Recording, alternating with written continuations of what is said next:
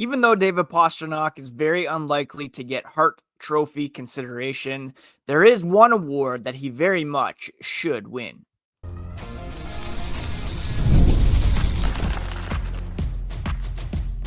You're Locked On Bruins, your daily podcast on the Boston Bruins. Part of the Locked On Podcast Network, your team every day. What is up, Bruins fans, and welcome back to the Locked On Boston Bruins podcast. I'm your host, Ian McLaren, and this is a daily show where we discuss all things Spoked B. Today is Tuesday, April 22nd.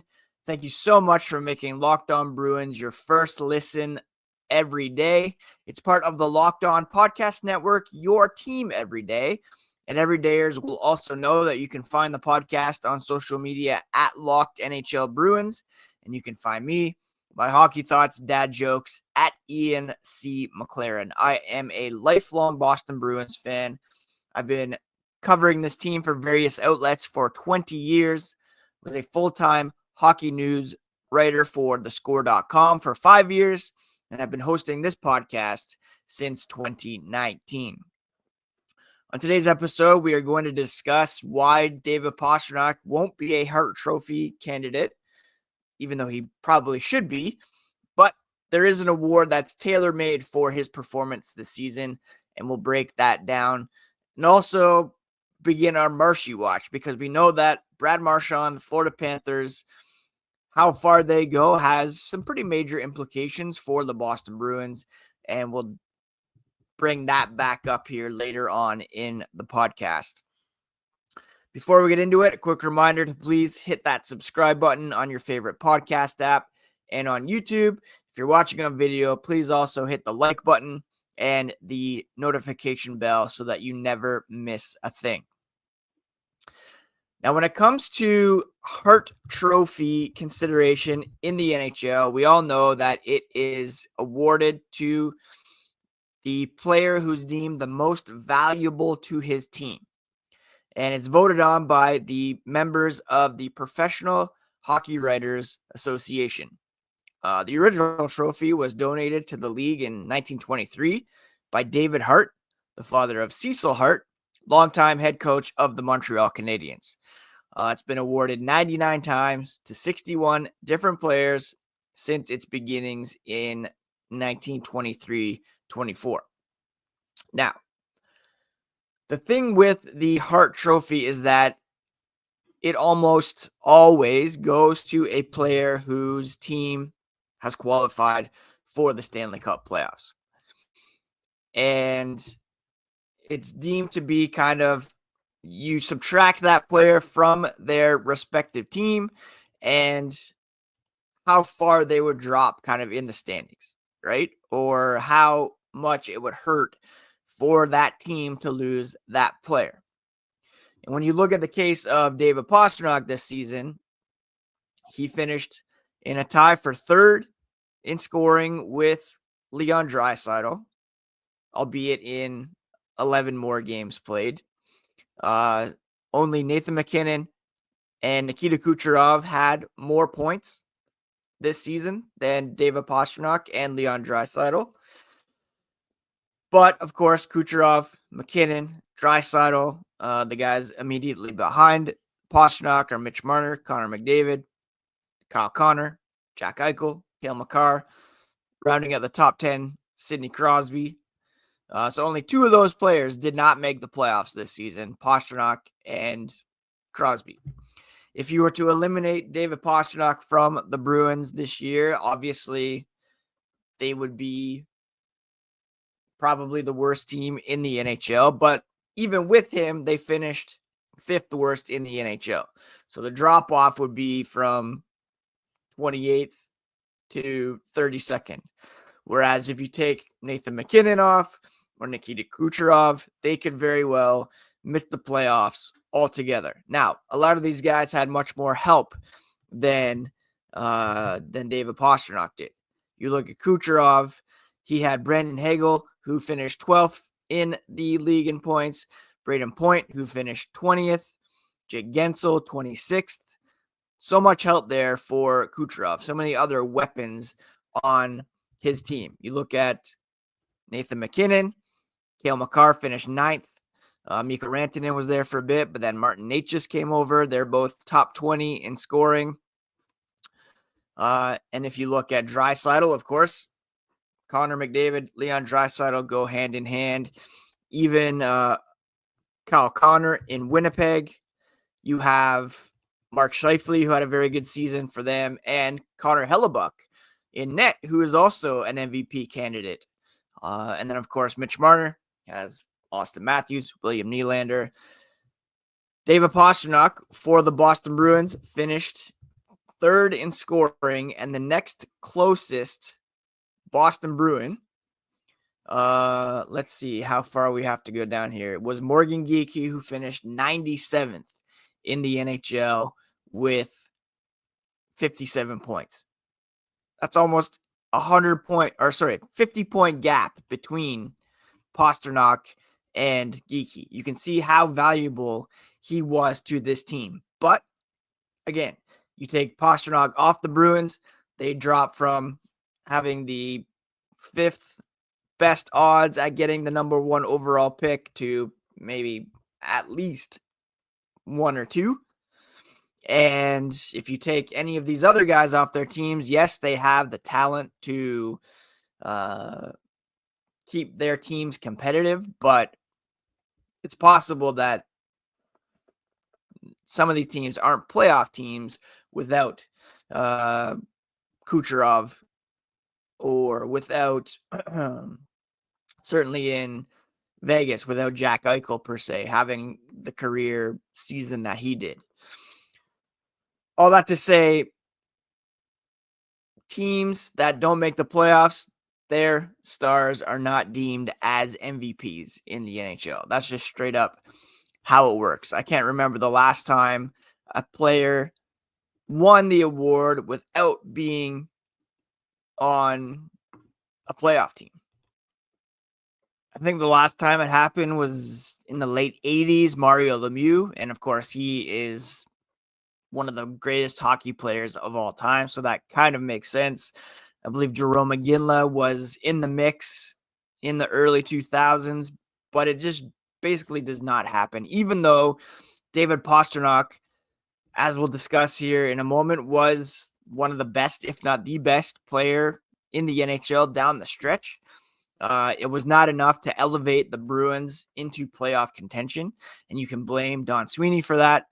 You can blame Cam Neely for that. You can blame his supporting cast for that or lack thereof. And that, of course, goes back to the management and their decisions to sell at the trade deadline. As unjust as it may seem, David Pastrnak won't get much Hart love. I saw The Athletic this morning posted their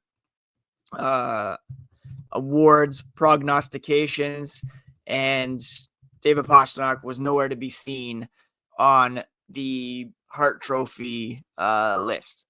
They had Connor Hellebuck, Leon Draisaitl, Nathan McKinnon, Zach Werenski even. He did not make the playoffs.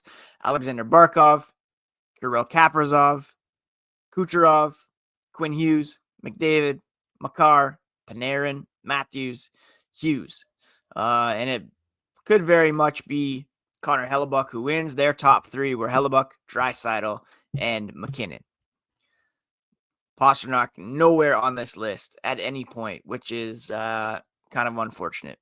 But there is an award that could be right in his wheelhouse, and we'll break that down here as the podcast continues. Are you looking for a snack that is both nutritious and delicious? Well, crack into a good source of protein with Wonderful Pistachios. Wonderful Pistachios is one of the highest protein nuts. Each 1-ounce serving has 6 grams of protein, giving you over 10% of your daily value. Plus, they're packed with fiber and better-for-you unsaturated fats to help keep you feeling fuller longer. Personally, I love the no shells variety. It's the perfect grab-and-go snack for busy days. Whether I'm snacking at my desk, on a road trip, or just need a quick protein boost, they're always my go-to. If you love cracking open every shell for that satisfying crunch, the in-shell options are a classic favorite. Get snacking, Get cracking with the snack that packs a protein punch. The fact that Wonderful Pistachios is a complete protein boost plus provides 9 essential amino acids is just a bonus. WonderfulPistachios.com to learn more. Get snacking right now with the best snack to pack a protein punch.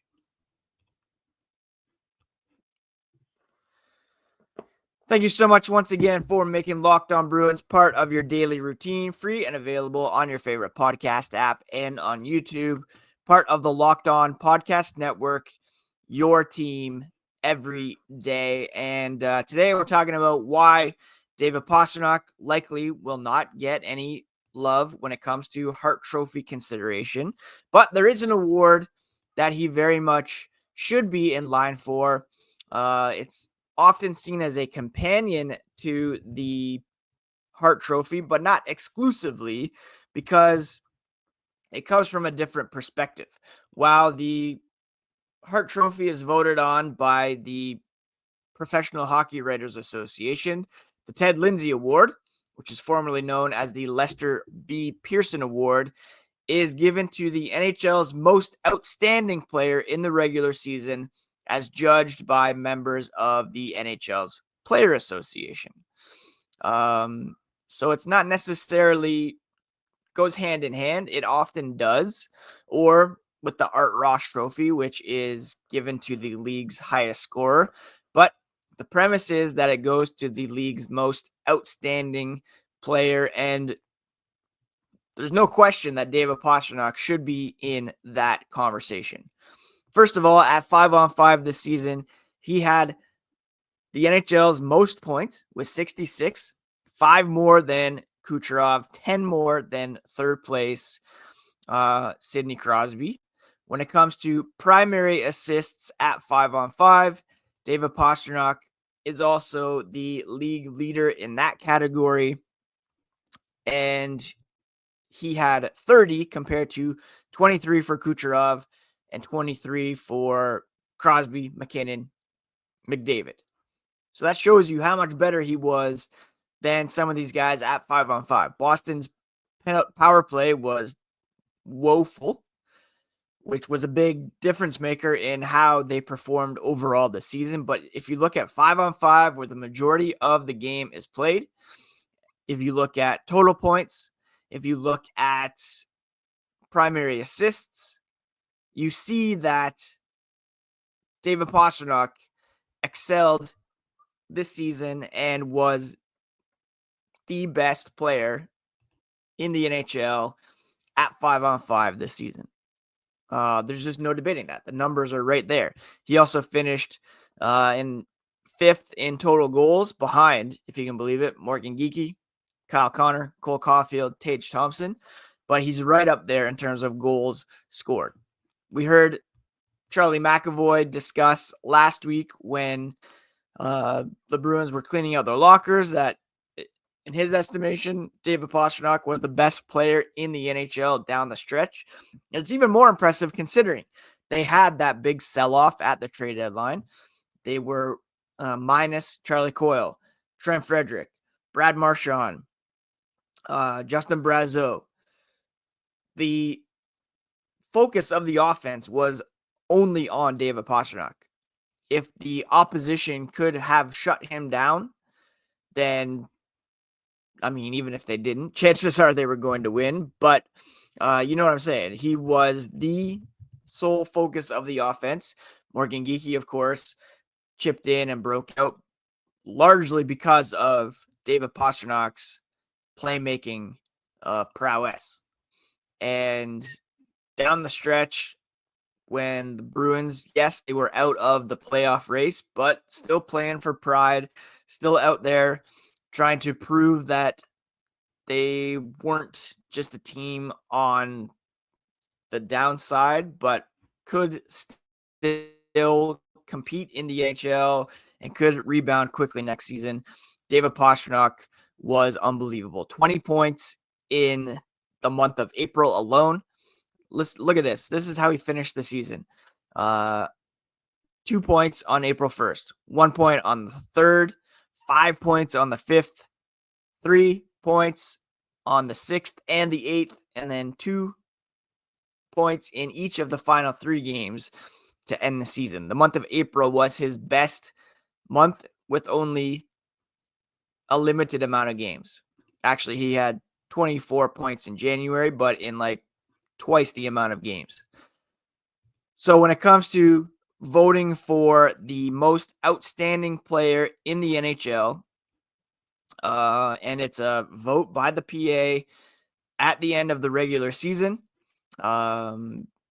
named for Ted Lindsay back in 2010 to honor a Hall of Famer who was known for his skill, tenacity, leadership, and role in and establishing the original Players Association. I believe that David Pastrnak should firmly be in that conversation. Last year's win,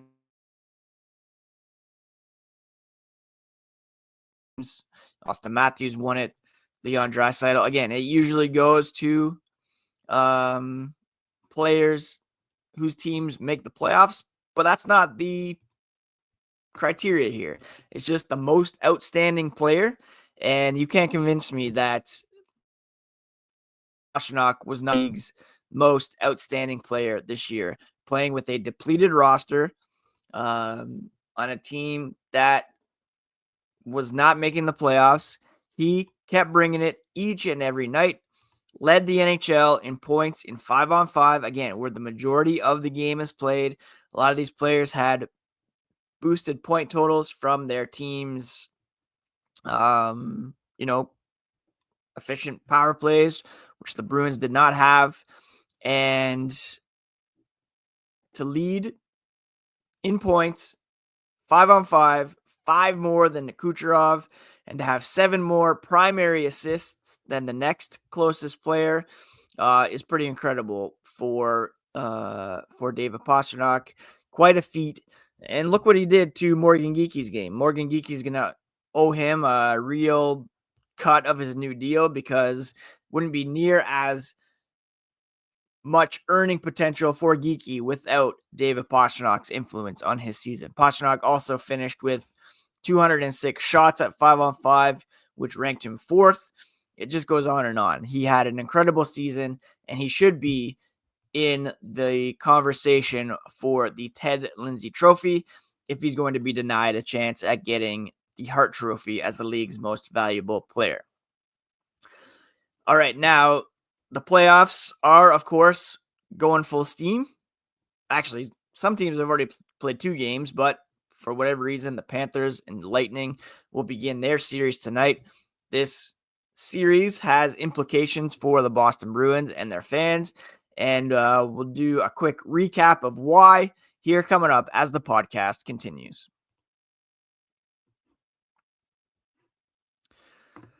Stanley Cup playoffs are here, as are the NBA playoffs and the Major League Baseball season. If you're looking to get tickets, then FanDuel is giving new customers an incredible way to get in on the action. You can get $250 in bonus bets if your bet wins when you place your first $5 bet. So if you're looking to attend a Celtics game, put $5 down. You'll get $200 in bonus bets if your first bet wins. You can cash out and get yourself to a game and get in on that action. I love how FanDuel makes betting so easy, whether it's picking my favorite team or diving into player props. From 3-pointers to steals to assists, FanDuel has so many ways to bet your favorite player props. Plus, after the game tips off, you can even combine live prop bets into a same-game parlay for a chance to win big. Don't miss out. Head to FanDuel.com and claim your $250 in bonus bets today. Place your first $5 bet, and if it wins, you'll get that bonus automatically added to your FanDuel account.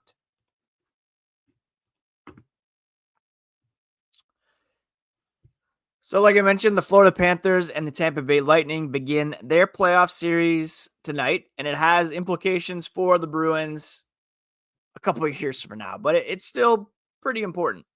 If you recall, and who could forget, the Boston Bruins traded Captain Brad Marchand to the Florida Panthers for a 2027 conditional second round draft pick that would become either a 2027 or 2028 first round pick if Florida wins 2 rounds in the 2025 Stanley Cup playoffs and Marchand appears in at least 50% of the team's playoff games.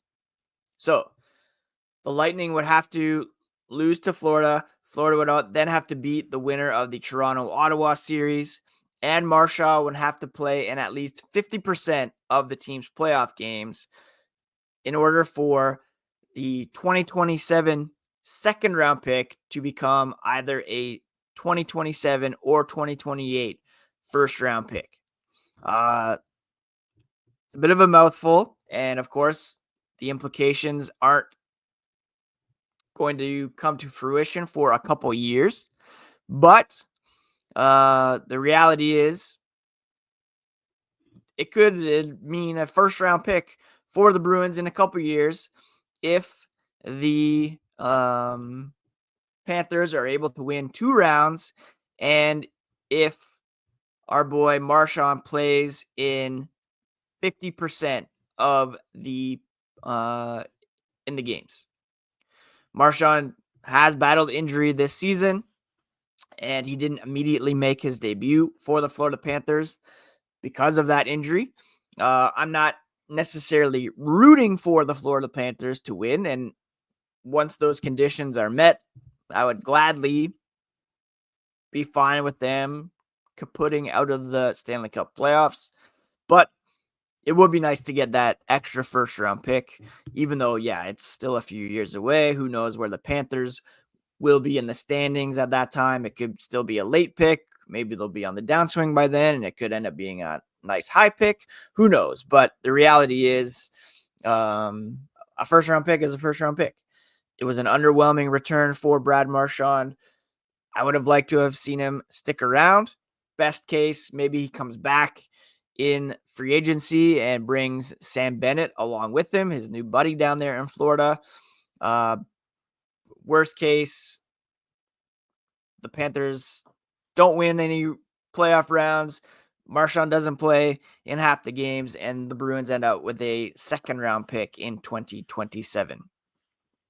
There's a lot of former Bruins in action around the NHL. Trent Frederick played for the Oilers last night. Taylor Hall's playing pretty well for the Hurricanes. Charlie Coyle, Linus Ullmark got off to an uncharacteristic or maybe expected rocky start in the playoffs.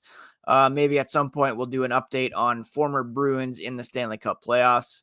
But as I said the other day, kind of rooting for the Canadian teams, Ottawa, Winnipeg, who's up 2-0 on Jim Montgomery's St. Louis Blues. But maybe coming up later on the week, we'll do that Bruins update in the playoffs. Going to bring you all the latest on the black and gold. Tomorrow, Don Sweeney, Cam Neely, Charlie Jacobs are meeting with the media. So I'm going to wait until after they're done to record a podcast so we can discuss what we learned from them in terms of Joe Sacco and approaches to free agency and the draft, etc. I hope you're all having a great week. Please do take care of yourselves. Take care of each other. It's a crazy time out there, and I'll try to stay on top of things as best I can here with respect to our Boston Bruins. Check out Locked On NHL Game Night so that you can find out everything that happened in the previous night's games, every game, every night until a Stanley Cup champion is crowned. Get local analysis on a national scale. So after making Locked On Bruins your first listen, your second listen needs to be Locked On NHL Game Night, available on YouTube or wherever you listen to podcasts. Thanks for checking out today's episode, and we'll talk to you again here on the next episode of Locked On Boston Bruins, your favorite team every single day.